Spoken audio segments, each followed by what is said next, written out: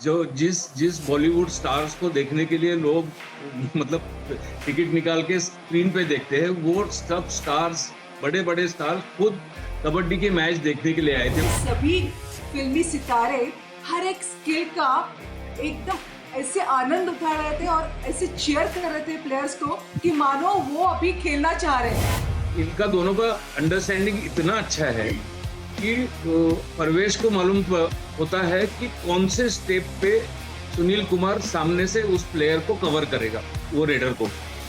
और वो सुनील कुमार वो एक्शन लेते समय उसी फ्रैक्शन ऑफ सेकंड में परवेश भैसवाल उसके मतलब एक पैर उठा लेता है वो रेडर का। बढ़िया एक दूसरे को कॉम्प्लीमेंट करके खेलते हैं। सुनील बहुत बढ़िया टीम को लेके साथ चलता है, हर एक रेडर को रोकने की कैपेसिटी उसमें है। क्योंकि उनके पास एक और प्लेयर है जिसकी कोई बात नहीं कर रहा है, ये ईरान का प्लेयर है जफर दानिश। इस सीजन मुझे सबसे ज्यादा उम्मीद अजित चौहान से भी ज्यादा उम्मीद मुझे जफर दानिश से है।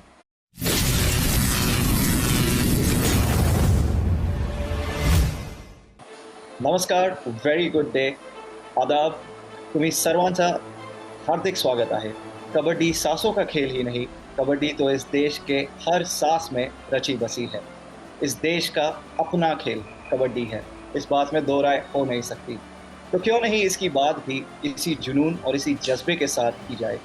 इसलिए कबड्डी के डिजिटल प्लेटफॉर्म पर, कबड्डी यूनिवर्स पर हम लौट आ रहे हैं और आपको आश्वासित करते हैं, यकीन दिलाते हैं कि कबड्डी की कहानियाँ, फैक्ट्स, स्टोरीज़, फिगर्स के बारे में जिस तरीके से हम बात करेंगे, जो पहलू हम आपके लिए लेकर आएंगे, वो शायद आपको इस देश के किसी और प्लेटफॉर्म पर, किसी और शो पर नज़र नहीं आएगा, दिखेगा नहीं। ये शो मगर अपूर्ण है, इनकम्प्लीट है हमारे दो एक्सपर्ट्स के। तो बिना किसी विलंब के मैं सिद्धार्थ पांडे स्वागत करता हूँ हमारे दोनों ही एक्सपर्ट्स का।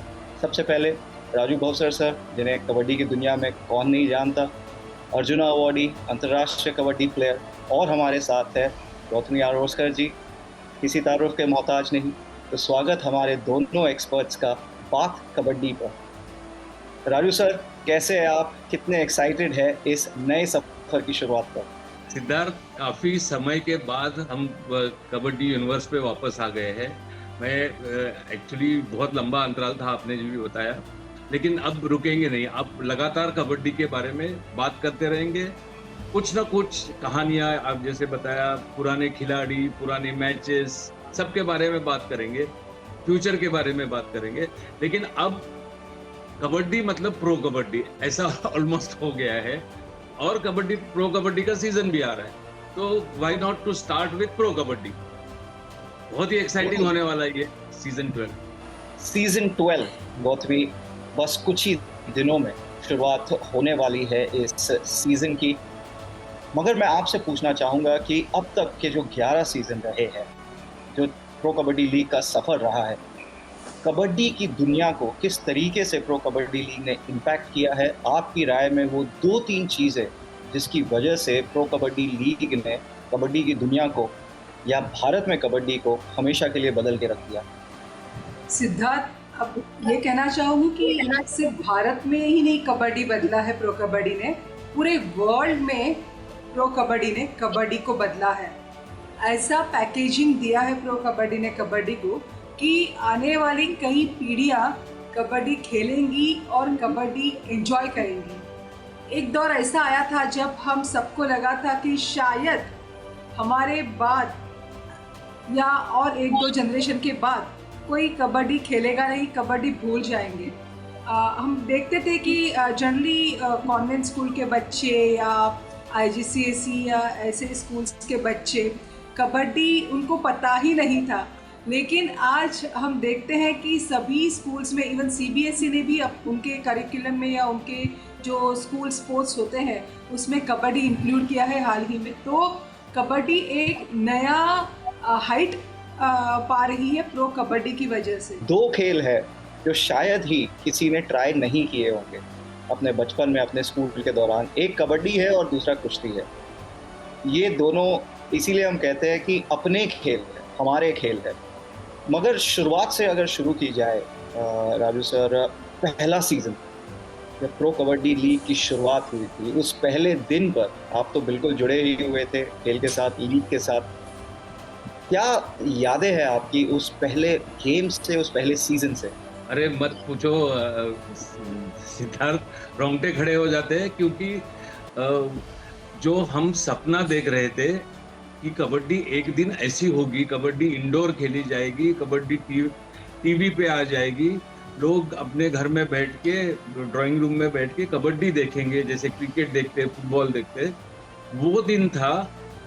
और मतलब जिस तरह से प्रेजेंट किया था वो, मतलब सब कुछ सपने जैसा लग रहा था, अमेजिंग था सब कुछ। जो जिस बॉलीवुड स्टार्स को देखने के लिए लोग मतलब टिकट निकाल के स्क्रीन पे देखते हैं, वो सब स्टार्स, बड़े बड़े स्टार्स खुद कबड्डी के मैच देखने के लिए आए थे। वो पहला दिन था, मुझे याद है 2014 में, अगस्त महीना, जुलाई या अगस्त महीना था ऐसे ही, तो उसने पूरा चेंज कर दिया कबड्डी को। कमाल की चीज़ें थी। और उसी के साथ, जैसे कि फर्स्ट डे की बात की राजू सर ने, मैं लास्ट डे की बात आपसे करना चाहूँगा। जयपुर पिंक पैंथर्स सब जानते हैं हमारे पहले चैंपियंस थे। उस लास्ट डे के बारे में कुछ बताइए गौतमी, उस फर्स्ट सीजन के बारे में कुछ बताइए। एक्चुअली जब सीजन का पहला मैच था तो चकाचौंध रोशनी एंड वो म्यूजिक एकदम से, फिर सब कबड्डी स्टार स्क्रीन पे आ रहे थे एंड हम लोग बस देखते रह गए कि ये क्या हो रहा है कबड्डी के साथ। फिर जब फाइनल का दिन आया तो दोनों टीम्स, एक तो अपनी यू मुंबा थी तो हम लोग और एक्साइटेड थे क्योंकि महाराष्ट्र की अपनी बॉम्बे की टीम थी, और दूसरी पिंक पैंथर्स जिसमें अभिषेक बच्चन, साक्षात अमिताभ बच्चन उसको चीयर कर रहे थे, ऐश्वर्या राय जी भी थी वहाँ पे, बहुत सारे सितारे थे और मैच भी इतना बढ़िया हुआ। और ख़ास बात ये है कि ये सभी फिल्मी सितारे हर एक स्किल का एकदम ऐसे आनंद उठा रहे थे और ऐसे चीयर कर रहे थे प्लेयर्स को कि मानो वो अभी खेलना चाह रहे हैं। तो वी वर सो एक्साइटेड और ग्लैड टू सी कि इतना प्यार कबड्डी को मिल रहा है। तो तभी ये तय हुआ था कि आगे जाके प्रो कबड्डी किस मकाम पे पहुंचने वाली है। सीजन 11 सबसे पहले आपकी नज़र में किस तरीके का रहा था जयपुर पिंक पैंथर्स के लिए, और सीजन 12 कैसे देखती है आप इस टीम के लिए? सीजन 11 के जो फाइनलिस्ट कोच थे पटना के, वो अभी जयपुर पिंक पैंथर्स के पास हैं। तो एक अच्छे कोच से शुरुआत की है जो कि बहुत बढ़िया डिसीजन है। और फिर कोच नरेंद्र रेड्डू ने जो टीम बनाई है उसमें उन्होंने जो उनकी आदत है या जो उनकी हमारी समझ में उनका जो नेचर है, युवाओं को लेकर चलते हैं। और इस सीज़न में भी ज़्यादा भरोसा उन्होंने ब्रिगेड पे किया है। एक नया रेडर भी उदय पार्टे एक अच्छी खासी कीमत दे के उन्होंने लिया है, जो फर्स्ट टाइम हमें दिखेगा प्रो कबड्डी में। और एमपी से है वो, लेकिन राजस्थान से खेला हुआ है। और इसके साथ ही जो और उन्होंने डिफेंस बांधा है उसमें रौनक का राइट कॉर्नर पे होगा, दीपांशु खत्री जो फर्स्ट टाइम प्रो कबड्डी में दिखेंगे वो भी राइट कॉर्नर है। फिर नितिन रावल जैसे प्लेयर लेफ्ट कॉर्नर पे होंगे। तो एक कहीं पे तो एक्सपीरियंस्ड वन और एक कहीं पे तो एक यंग ब्रिगेड, ऐसे साथ में लेके चलने की नरेंद्र रेड्डू की स्ट्रेटजी रहेगी। राइट कवर पे भी उन्होंने उनके यहाँ पे अच्छे ऑप्शंस हैं। और खास तो लेफ्ट कवर रेजा मीर बघेरी जो कि सीजन 9 से लेके अब तक पैंथर्स के साथ है और बहुत ही बढ़िया उम्दा ईरानियन लेफ्ट कवर है। तो मुझे लगता है डिफेंस में सबसे ज़्यादा प्लस पॉइंट तो यही लेफ्ट कवर का पोजीशन है पैंथर्स के पास। और रेडिंग में देखना पड़ेगा थोड़ा सा, मुझे लगता है नितिन धनकर पे ज़्यादा भरोसा है, वो शायद मेन रेडर करके खेलेंगे। लेकिन इंजरी से अभी उभर कर आ रहे हैं नितिन धनकर, तो परफॉर्मेंस उनका कैसा होगा ये बहुत डिपेंड करेगा कि रेडिंग साइड कितना स्ट्रॉन्ग होती है पैंथर्स की इस टाइम। हालांकि उदय पार्टे भी है, साथ में मीटू भी है, साहिल है, मंजीत दहिया है, लेकिन ओवरऑल ऐसे लगता है कि कोई स्ट्रॉन्ग ऐसे बड़ा नाम रेडिंग साइड में नहीं है। तो जनरली राजू सर भी सहमत होंगे इस बात से कि अगर हम देखें प्रो कबड्डी के विनर्स के लिस्ट में, तो एक कोई तो स्ट्रॉन्ग रेडर टीम में रहना बहुत ज़रूरी होता है। इसको एक अपॉर्चुनिटी भी कह सकते हैं ये नए प्लेयर्स को, कि आपको चांस मिल रहा है कि आप पूरी टीम को अपने कंधे पे लेके चलो, रेडिंग रिस्पॉन्सिबिलिटीज़। और दूसरी तरफ से अगर देखें तो अगर ये नहीं हुआ, सब रेडर्स एवरेज रहे, तो टीम के लिए चैलेंज भी हो सकता है। उसी चैलेंजेस के बारे में पूछना चाहूँगा राजू सर आपसे। समीक्षा तो की है उस टीम की बहुत बढ़िया तरीके से गौतमी जी ने, मगर खामियां जो होंगी जयपुर पिंक पैंथर्स में, जो शायद टीम को हर्ट कर सकती है, तो आपकी राय में वो क्या होंगी? सिद्धार्थ, सबसे बड़ा मैं ये कहूँगा कि हर एक टीम में, जब अब तक की जो चैंपियन टीम्स बनी है, आप देखेंगे तो एक स्टार रेडर होता है टीम में। आप कोई भी सीजन 1 से देखिए, सीजन 11 तक देखिए, एक स्टार रेडर या तो उभर के आता है या एस्टेब्लिश स्टार प्लेयर होता है। जैसे पवन सहरावत हो, प्रदीप नरवाल हो, रोहित कुमार था, तो हर एक असलम इनामदार था। तो ऐसा एक कोई रेडर मुझे इसमें दिखाई नहीं देता है। मंजीत दहिया ऑफ कोर्स अच्छा खेला है पिछले 2-3 सीजन में, लेकिन वो उसका जो बहुत एग्रेसिव नेचर नहीं है।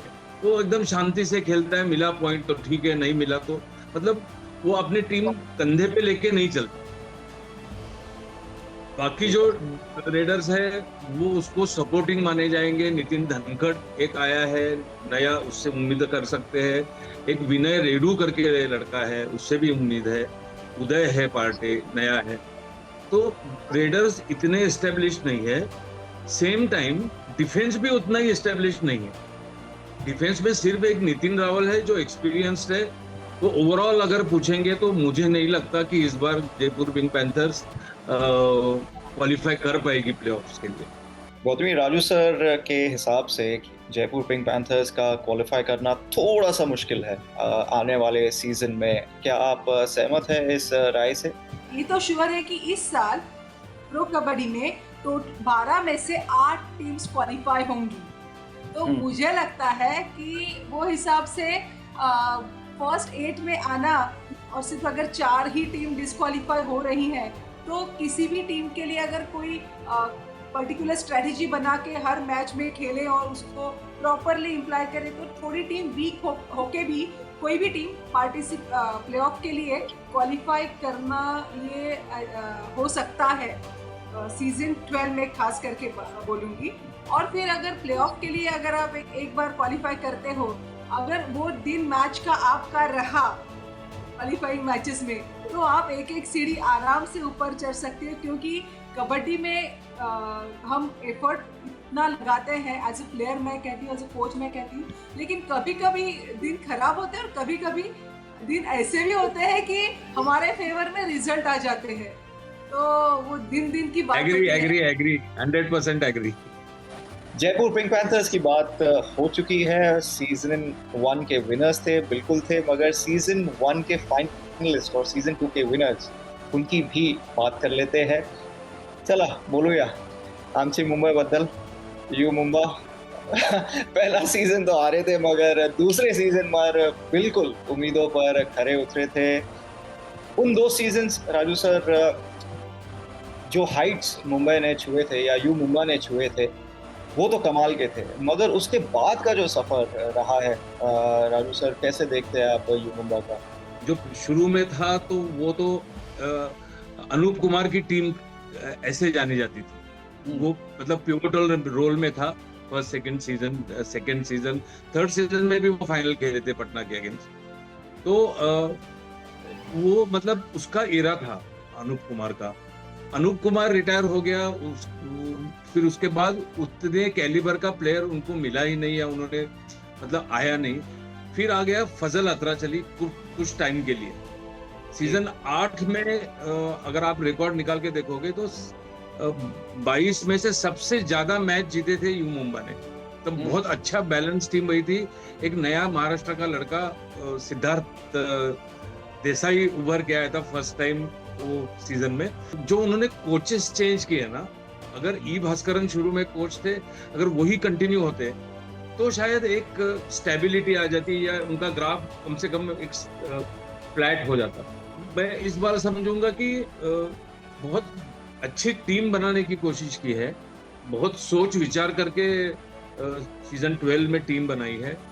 मैं इसलिए बोल रहा हूँ कि डिफेंस में सुनील कुमार जो आज की तारीख में इंडिया का सबसे डिपेंडेबल डिफेंडर है, राइट कवर खेलता है, बहुत सालों से खेल रहा है, और उसका जो जोड़ीदार है वो भी उसके साथ है, परवेश बैसवाल। इनका दोनों का अंडरस्टैंडिंग इतना अच्छा है कि परवेश को मालूम होता है कि कौन से स्टेप पे सुनील कुमार सामने से उस प्लेयर को कवर करेगा, वो रेडर को, और वो सुनील कुमार वो एक्शन लेते समय उसी फ्रैक्शन ऑफ सेकंड में परवेश बैसवाल उसके मतलब एक पैर उठा लेता है वो रेडर का।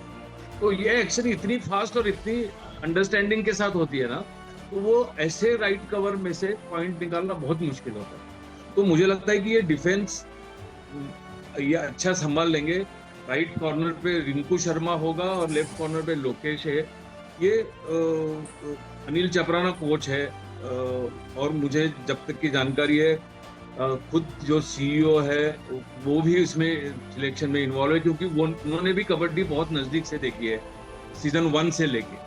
तो सोहेल को भी कबड्डी अच्छी की जानकारी है, वो भी इस टीम सिलेक्शन में इन्वॉल्व थे। तो डिफेंस तो मुझे लगता है कि ये काफ़ी स्टेबल है। रेडर की बात करें तो लास्ट ईयर का जो फाइंड है अजीत चौहान, वो लेफ्ट रेडर है, और मतलब मेरा जो मतलब अभ्यास है या थोड़ा मैं देखा हूँ कबड्डी, उससे मैं ये कह सकता हूँ कि उनके पास एक और प्लेयर है जिसकी कोई बात नहीं कर रहा है। ये ईरान का प्लेयर है जफर दानिश। पिछले सीजन तक वो मतलब थोड़ा सा पतला था, शायद बॉडी इतनी बिल्ट नहीं थी, तो वो ध्यान में ही नहीं आ रहा था, वो थोड़ा बच के खेल रहा था।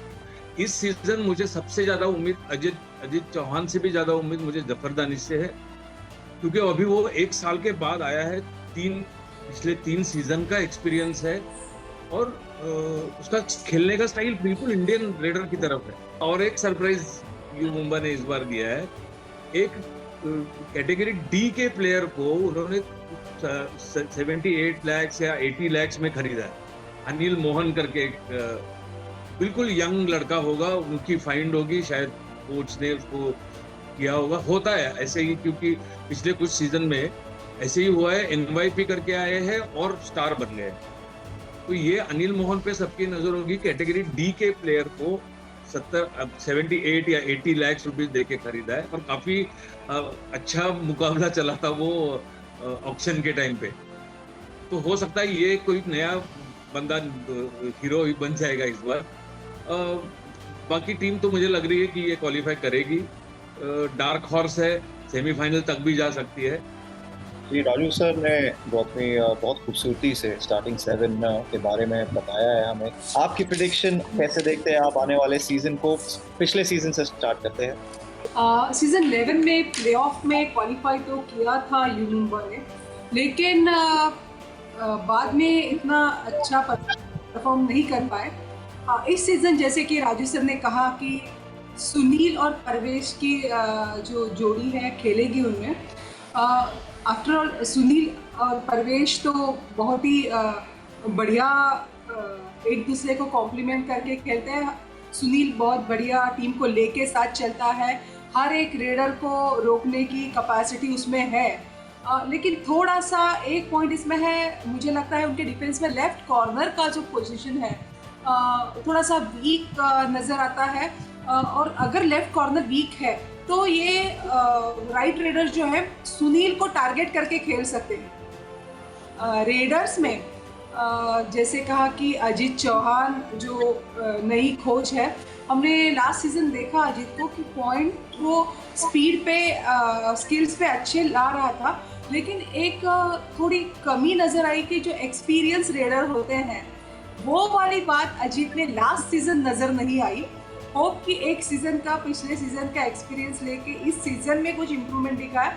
और दूसरा अनिल मोहन जस्ता, वो भी लेफ्ट रेडर है, तो मुझे लगता है जनरली लेफ्ट रेडर टीम में ज़्यादा होना एक प्लस पॉइंट होता है, क्योंकि मोस्टली अगर हम अमूमन देखें तो अच्छे रेडर राइट रेडर ही होते हैं, तो हर टीम का जो डिफेंस का प्रैक्टिस है राइट साइड से अच्छा होता है, तो लेफ्ट साइड का डिफेंस भी थोड़ा सा इश्यू होता है, हर एक टीम में थोड़ा सा वो इश्यू हो सकता है, तो इसका फ़ायदा मुंबा को मिल सकता है। जयपुर पिंक पैंथर्स और यू मुंबा की जिस तरीके से समीक्षा की, जिस तरीके से बताया हमें इन डेप्थ गौतमी और राजू सर ने, उसके लिए बहुत बहुत शुक्रिया। पीकेएल के शुरुआती दिनों के पहले हमारी काउंटडाउन जो है वो जारी रहेगी। आज बात की हमने जयपुर पिंक पैंथर्स और यू मुंबा के बारे में, कल बात करेंगे बेंगलुरु बुल्स, या अगले एपिसोड में बात करेंगे बेंगलुरु बुल्स और पटना पायरेट्स के बारे में, जो सबसे सफल टीम है पीकेएल के इतिहास में। हम सब जानते हैं यू मुंबा या Jaipur Pink panthers you Mumba से जो कड़ी की शुरुआत होती है, पटना पायरेट्स उसे आगे ले जाती है। उनके कहानी और उनके टीम स्टार्टिंग 7 के बारे में हम अगले एपिसोड में ज़रूर बात करेंगे। तो सबसे पहले बहुत बहुत शुक्रिया हमारे दोनों एक्सपर्ट्स का, बहुत मज़ा आया। आज शुरुआत हो चुकी है मगर सफ़र की सिर्फ शुरुआत हुई है, अब बहुत लंबा पूरा सीज़न बाकी है। अलविदा कहने का समय हो चुका है, मगर जाने से पहले हम छोड़ जाते हैं हमारे दर्शकों को कुछ ऐसे तस्वीरों के साथ, कुछ ऐसी बातों के साथ जो बताता है कि क्यों कहते हैं इस देश के रहने वालों में, सांस में, हर जगह पर कबड्डी मौजूद है, रची और बसी हुई है। तो अगले एपिसोड में भेंट होगी आप सबके साथ, तब तक के लिए अलविदा, अपना ख्याल रखिएगा। ਖਾਨਦਾਨੀ ਤਾਂ ਬਲੱਡ ਵਿੱਚ ਮਿਲਦੀ ਨਾ ਹੁੰਦੇ ਪੈਸੇ ਨਾ ਉੱਤੇ ਨੇ ਖਾਨਦਾਨ ਨਹੀਂ ਕੰਮ ਖੰਡ ਕੇ ਕਿਸੇ ਵੀ ਯਾਰ ਬੇਲੀ ਦਾ ਆਪਾਂ ਯਾਰੀ ਚ ਜਿਤਾਇਆ ਕਦੇ ਸਾਨ ਨਹੀਂ ਹੋ ਤੇਰੇ ਜਿਹਦੇ ਨਾਲ ਮਦਦ ਕੀਤੀ ਠੋਕ ਹੋ ਤੇਰੇ ਜਿਹਦੇ ਨਾਲ ਮਦਦ ਕੀਤੀ ਠੋਕ ਨਾ ਸੋਚ ਰੱਖੀਆਂ ਵਕੀਲਾਂ ਵਾਂਗ ਦੁਨੀਆ ਜਿਹੜਾ